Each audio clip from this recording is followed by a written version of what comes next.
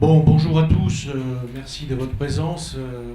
Cette soirée a, pour moi et comme pour certains de mes amis ici, une tonalité tout à fait particulière. Euh, je m'appelle Bernard Claverie, je suis le directeur de l'École nationale supérieure de cognitique dans laquelle vous êtes, l'École nationale supérieure qui est en charge de la formation d'ingénieurs qui ont cette caractéristique d'être à la fois des spécialistes des technologies de l'information, mais également des sciences humaines et sociales. Et cela avec une orientation applicative. Et s'il y a plusieurs orientations applicatives qui peuvent s'imaginer, ici il y en a 4 principales, dont j'évoquerai 2 qui sont principalement liées à l'histoire de l'Aquitaine, évidemment l'aérospatiale au sens large du terme, avec la construction des avions, fusées, etc., mais également les relations des hommes avec les systèmes, et deuxièmement la santé, et notamment les relations qu'entretiennent le cerveau, la cognition, le corps, etc., avec des technologies.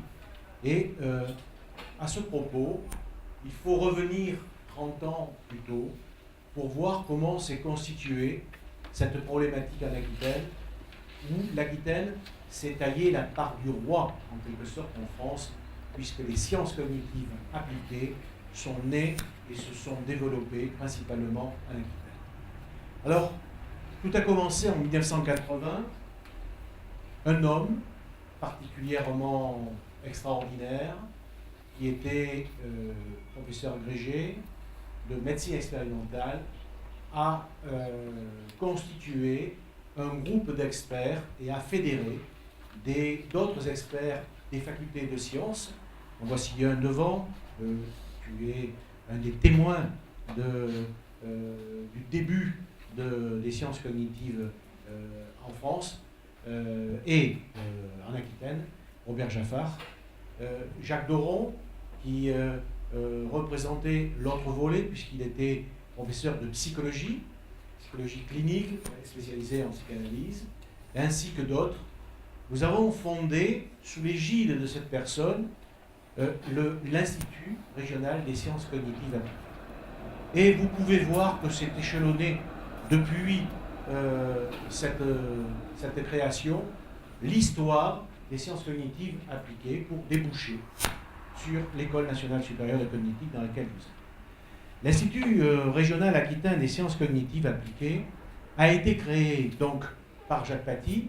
Jacques Paty qui devait fêter son 70e anniversaire hier, nous a quittés un mois trop tôt, et en tout cas trop tôt pour l'histoire, puisqu'il est décédé au mois d'août, ancien professeur agrégé de médecine expérimentale, homme d'exception, toujours avec un nœud papillon, fort élégant, président fondateur donc de l'IRASCA, mais également acteur de la clinique, puisqu'il a été chef de service d'exploration fonctionnelle du système nerveux au Centre hospitalier universitaire de Bordeaux.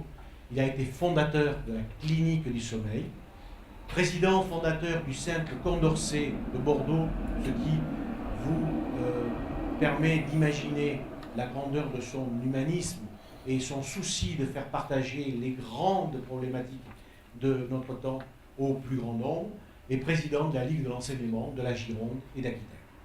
C'est jusqu'à l'an dernier qu'il intervenait encore à l'IRASCA, président d'honneur, président fondateur et président d'honneur, et il intervenait l'an dernier encore devant les élèves ingénieurs pour des cours sur le sommeil, sur la chronobiologie, comment le temps sanctionne les opérations mentales, et il intervenait également au sein du diplôme d'université de sciences neuropsychologiques à la faculté de médecine. Alors, nous avons eu la grande tristesse de le voir disparaître.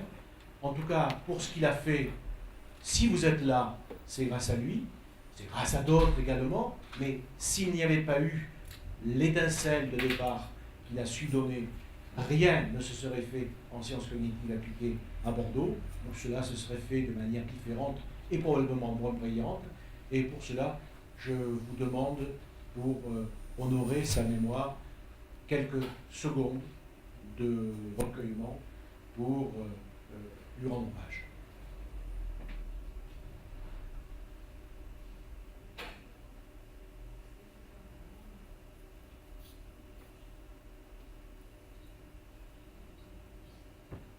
Ben, je vous remercie beaucoup. Je vais, excusez mon émotion, je vais donner la parole au président de l'IRASCA et peut-être pourras-tu continuer dans la lignée que notre grand aîné nous a tracée.